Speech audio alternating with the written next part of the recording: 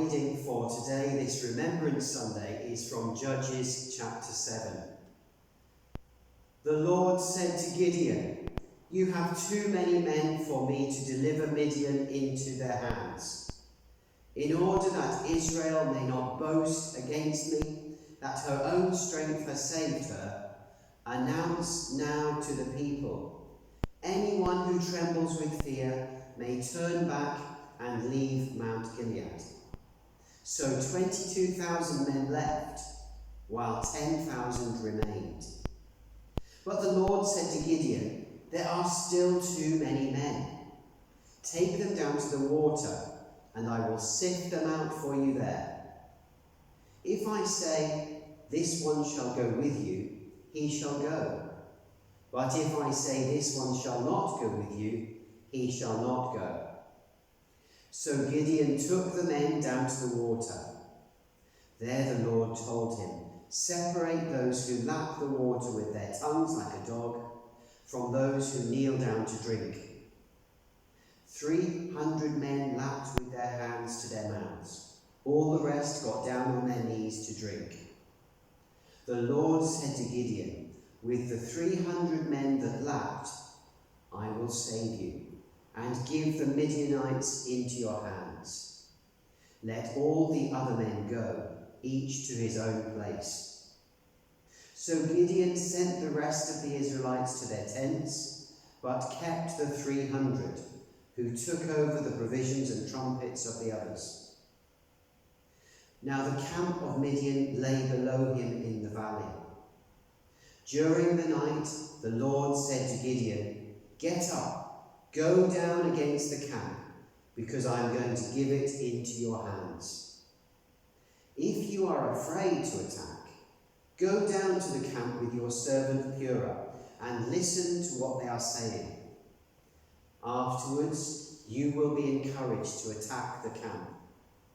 So he and Curate his servant went down to the outposts of the camp. The Midianites, the Amalekites, and all the other eastern peoples had settled in the valley, thick as locusts. Their camels could no more be counted than the sand on the seashore. Gideon arrived just as a man was telling a friend his dream. "I had a dream," he was saying. "A round loaf of barley bread came tumbling into the Midianite camp. It struck the tent with such force that the tent overturned and collapsed." His friend responded, "This can be nothing other than the sword of Gideon, son of Joash, the Israelite. God has given the Midianites and the whole camp into his hands."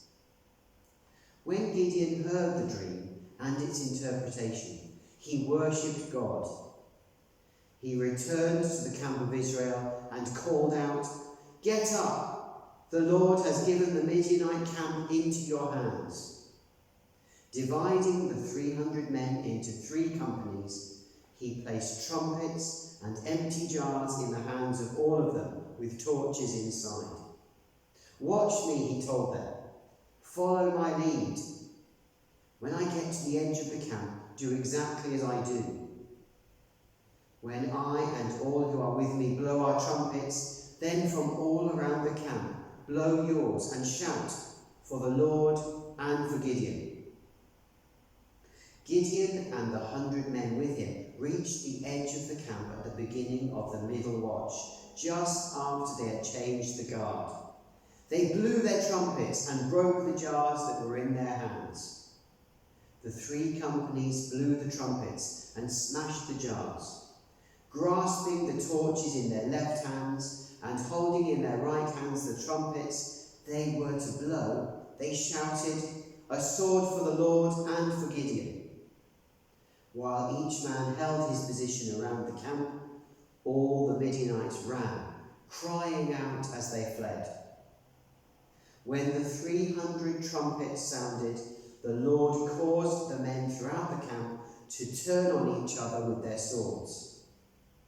The army fled to Beersheba, towards Zerahah, as far as the border of Abel-Moreh, near Tabeath. This is the word of the Lord. Thanks be to God.